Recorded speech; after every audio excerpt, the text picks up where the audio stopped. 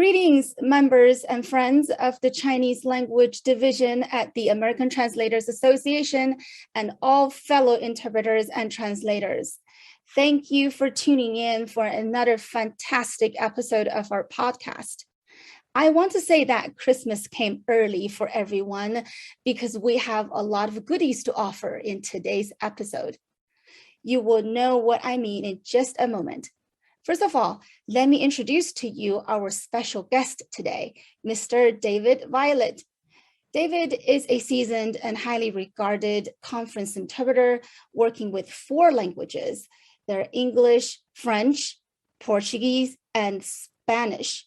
During the 4 decades of David's professional interpreting career, he has worked as staff interpreter and translator at the United Nations and at the International Criminal Court. As a freelance conference interpreter, David has worked for many heads of state, ministers, and governors, among whom are former President of France, Mr. François Hollande, former First Lady of the United States, Mrs. Melania Trump, former US Secretary of State, Mr. George Shultz, and former Governor of California, Mr. Jerry Brown, just to name a few. Trained by some iconic figures in the translation and interpreting field, such as Danica Seleskovich and Christopher Thierry, David also shares the legendary teaching and knowledge through his various professional interpreter training workshops and programs. And David also serves as the USA Regional Chair of AIIC, although David is here today purely in his personal capacity. So nothing he says here today represents the position or viewpoint of AIIC. Well, thank you so much for being with us today, David, and welcome. Hello, it's a pleasure to be here.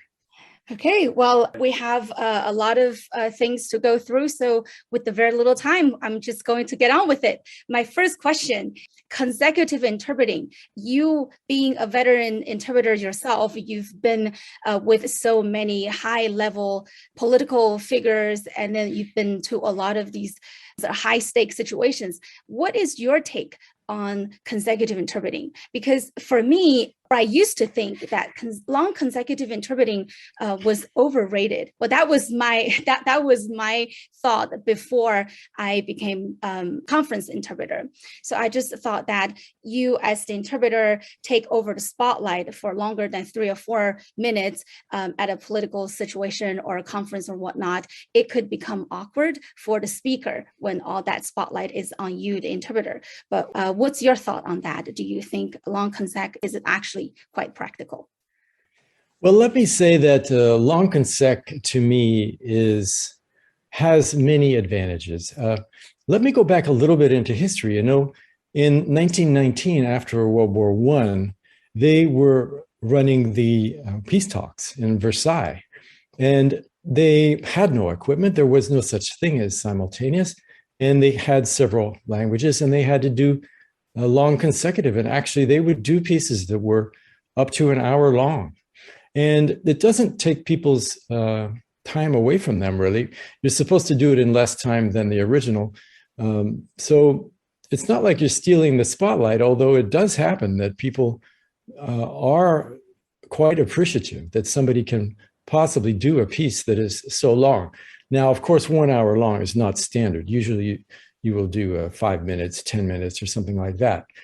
But when I say that consecutive has several advantages, 2 points on that. First, in terms of learning, I learned doing 1 year of consecutive first before I could go into the booth where I was learning at AIIC in Paris. And the whole idea there is that, well, interpreting is, most people don't realize, right? We as interpreters know that what we are getting at is the meaning. We have to get the meaning and then put the meaning into natural target language. And when you do very, very short pieces, or when you do simultaneous, it's very tempting to just grab something that sounds a lot like the original. In other words, false cognates, right? But when you do consecutive for 5 minutes or so, you are forced to sort of forget the form, at least much of the form, much of the original language, and put the meaning into the target language. So in a way, it helps to develop this habit of really putting together the meaning and ignoring the original language, and getting a full understanding of what's happening, and getting both the bigger picture as well as all the details. So that's for the pedagogical side. And then there's also the fact that it just happens that you may not have equipment. You may not be able to do whispering. You're just going to have to do consecutive. And although in many cases you can communicate with the speaker and say, hey, let's do short pieces, frankly, I don't think that that is what we should do, because cutting off somebody, for example, if somebody were to cut me off right now, I'm in the middle of my idea. I've said that I have two ideas, pedagogy, and then I'm now in my second idea. If someone were to say, hey, could you stop? I need to interpret. Yeah. There is something of interruption in the person's thought process. So the ideal is for the interpreter to let the speaker develop all of the thought that is comfortable for that person to develop. It might be just a paragraph, but it might be over 3 or 4 minutes and without interruption. So not only is it better in terms of not interfering with what's happening in the meeting, but actually it may happen that you have no choice. The speaker might be way far away from you. You cannot do anything about stopping her from speaking, or the person may have just forgotten that you're there and just keep going. And you're going to need to be able to do it consecutive with notes to be really a professional interpreter. You just have to be able to cope with those situations, because they are frequent. You may be going on a visit of a factory. You may be going, as I've done so many times, or walk out into a field in California to see all the agriculture, etc. You will not have equipment to do simultaneous, but you do have your notepad, and you just find yourself in many situations where consecutive with notes is the best option. Professional interpreters are actually expected to render their interpretation in a much shorter segment than what the speaker had said in the first place. As professional interpreters, part of our job is to really take what the speaker says in the first place, to maybe summarize it and to make the logic even stand out a lot better than the original speech. However, I was trained as a court interpreter before I got trained as a conference interpreter. You also worked at the International Criminal Court. Now, between working at the ICC and also working at these high-stake political situations, or even at the UN or other, say, business negotiations or business meetings, how do you feel the interpreting styles are different, or are they different at all? Well, that's very interesting. First, let me zero in on one of the terms that you used, and it's a bit of a point where I may not agree. In real consecutive, we do not summarize. We do not eliminate anything. If the speaker gives 17 points, each one with a number down to the third decimal point, we also give 17 points with every number down to the whatever decimal point. We don't eliminate anything in that sense. I mean, summary can mean something else, I guess, but we are not going to just give the gist or the summary. We are going to give the whole thing. Now, when we say that we will take less time than the original, the reason is that most people, when they speak, like as I'm speaking right now, on the basis of what they just said, they start looking for the next thing they're going to say. So in a way, they're sort of like walking through the forest and finding their path. Whereas the interpreter has the path already laid out. So in theory and in practice, and I can tell you in our exams, you had to give the whole thing without skipping any details, but you should do so in less time, because you are not having to wonder what to say next, build on what you've just said, and sort of like I'm doing now. If you speak off the cuff, you you figure out what to say on the basis of what you just said, and you're a little bit slower than someone who already has it all down. So the let's not confuse doing it in less time with leaving things out. You do not leave anything out. Now, the part about summarizing, the differences between court work and conference interpreting. Obviously, when you are doing a consecutive in, let's say, a political speech situation, you're very aware of all the nuances, all of the impact, and you're aiming more at getting the purpose of the speaker across in your style. You're not leaving anything out, but you are maybe a little more weighting one thing more than something else. Now, whereas in court interpreting, I think that it's important for the judge and the jury to know, for example, that the speaker is hesitating or using very illiterate language, for example, that might be part of the evidence.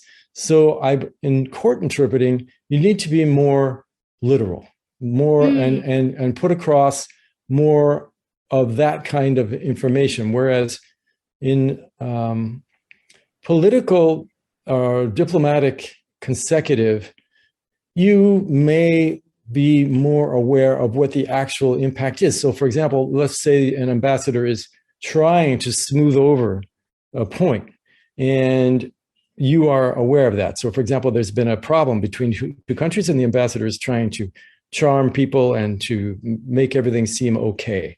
You have that purpose in mind. You want to be serving that purpose, even though it doesn't mean you leave something out or you add anything. It's just that you are more wary of being faithful to the spirit and less maybe to the letter of what is said. I have I have two rules, several rules actually. But one of the rules that I offer to students is that we need to put ourselves in the shoes of two people that we are serving, the speaker and the listener. And of course, the listener may be in the plural, the listeners. We need to know, what does the speaker need right now?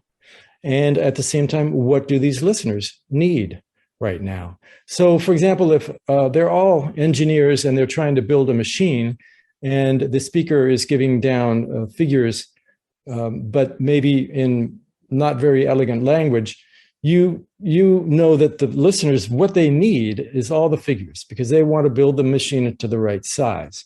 So you're going to be absolutely faithful without any doubt to all of the numbers. Whereas, let's say that a politician says, we have 746 billion. And when you come to that 5 minutes later, you forgot to write down billion and you don't remember. Is it a billion or a million?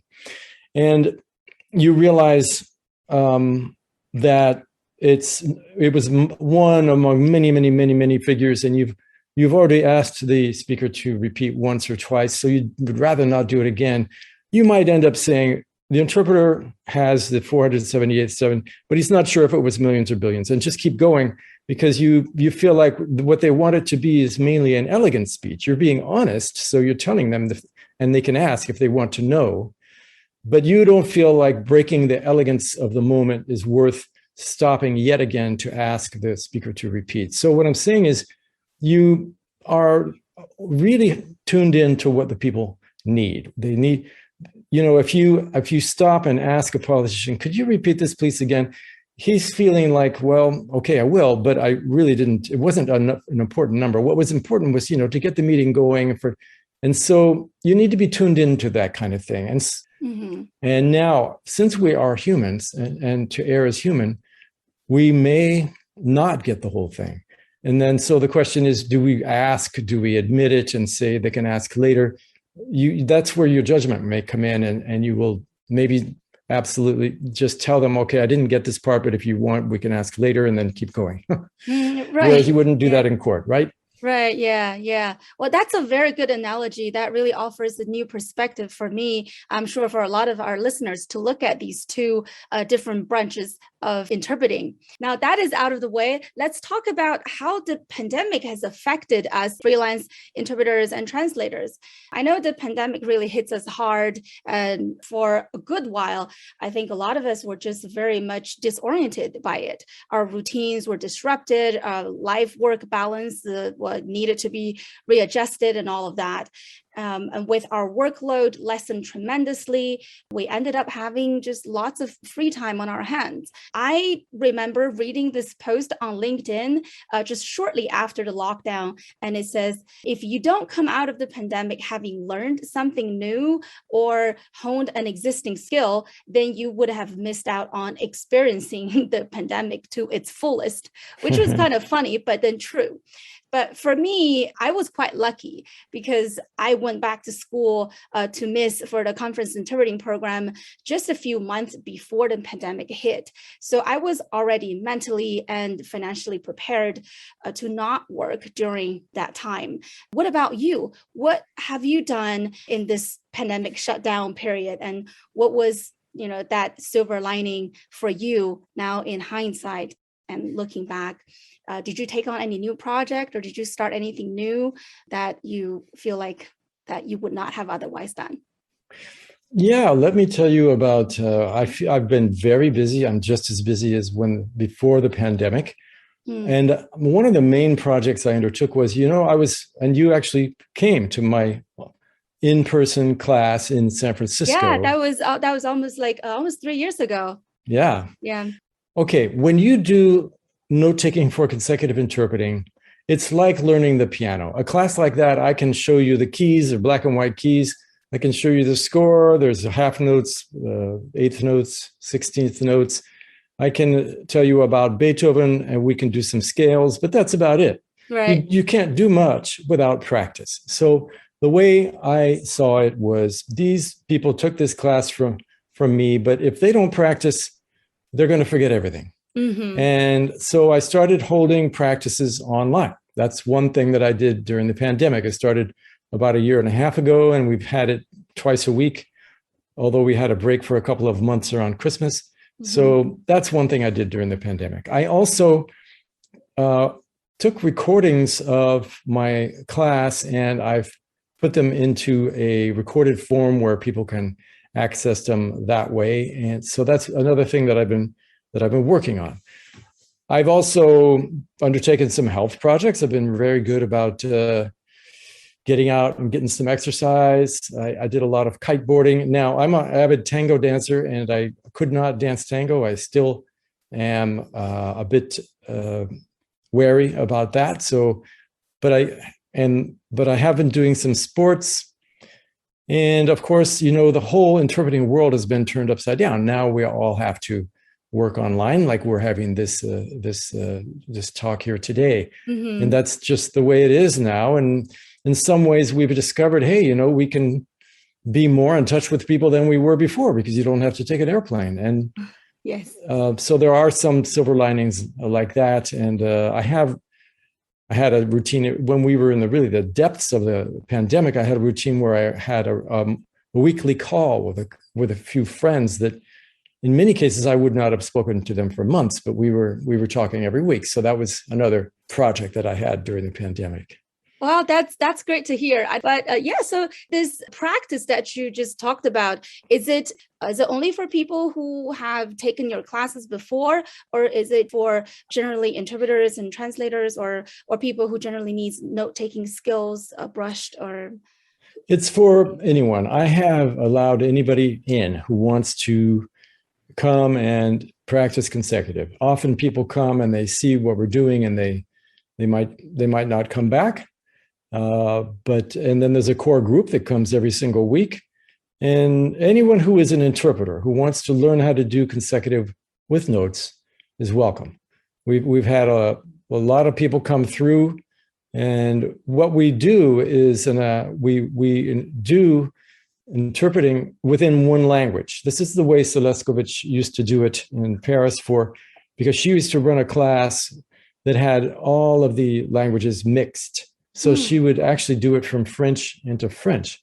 I'm doing it from English into English. So the whole idea is to learn the technique of taking notes, which is a lot more than writing something. It's a lot more, it's what you do while you're writing, how you listen while you're writing, how you analyze while you're writing. And then there's the aspect of your performance, being able to look at your notes and remember what was said and piece it together with accuracy. It really is a matter of practice. So that's what we've been doing. It's a free practice session on Zoom. That's very good. And to our listeners, that is one of our goodies for today's session. So I think you should all take advantage of that. David is offering it for free. And he is, how often do you get a chance to practice consecutive interpreting, note-taking skills with a veteran or seasoned interpreters like David? So I think anyone who's out there who's interested, give it a try. I know I'm going to sign up myself. One more thing, David, I know I particularly agree with what you said about knowing something. And if you don't practice that, then it's almost as good as not knowing it.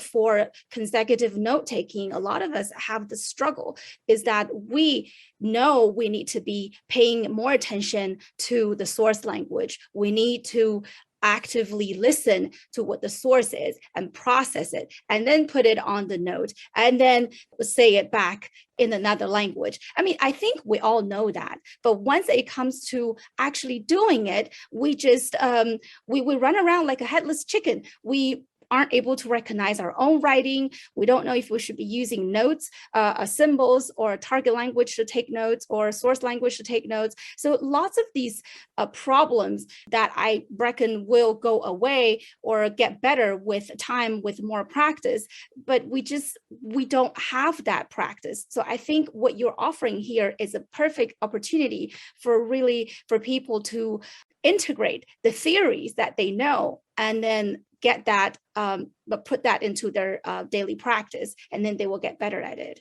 Have you seen people really improve in your practice group through this type of practicing? Have you seen them making like a leap in their consecutive interpreting skills? Oh, yes. And that's part of the joy. To tell you the truth, I've had several moments when I've thought, why am I doing this? I'm not making any money, and it's taking up my Friday evenings and my Saturday mornings because I try to hit 2 time zones. One is Asia and one is the rest of the world. Mm-hmm. And by the way, most of the people in there have Chinese English as their combination. So you could probably meet some pretty good interpreters. But anyway, mm-hmm. I have seen people go from being just lost to being really good. Now, most of those, at least I can think of 2 right now. One is a Chinese and one is from Argentina. Both of them are actually in a program. So they have not only my practice sessions, but they have their own. Mm-hmm. And I have seen them go to be so sure of themselves, so accurate, doing 5-minute pieces just so accurately and beautifully. It's really a joy to see that. And actually, we have all levels because we have people who just drop in. Every week, there's 3 or 4 people who are beginners. They're totally lost. And then there are the ones who have been with me for a year or now a year and a half for a couple of them who really can do a great job. And it's nice to have the 2 mixed together because the beginners, okay, they're a little bit discouraged, but mm-hmm. they see what they're supposed to reach and they can see that it's impossible because when you first start doing this, it's such a mess and such a hard thing to do that you really wonder if you'll ever be able to do it. But when you see someone else who's just been doing it for 6 months or so, do a good job, who to, emulate. Right. So, yeah, it's been a joy to see how much progress I've seen people make. Oh, I'm very happy to hear that. So I think on top of practicing consecutive interpreting and note-taking, it's also a mini networking session because you never know who you're going to meet and who's going to drop by in these meetings. And with more people comes more opportunities in the future, I'm sure.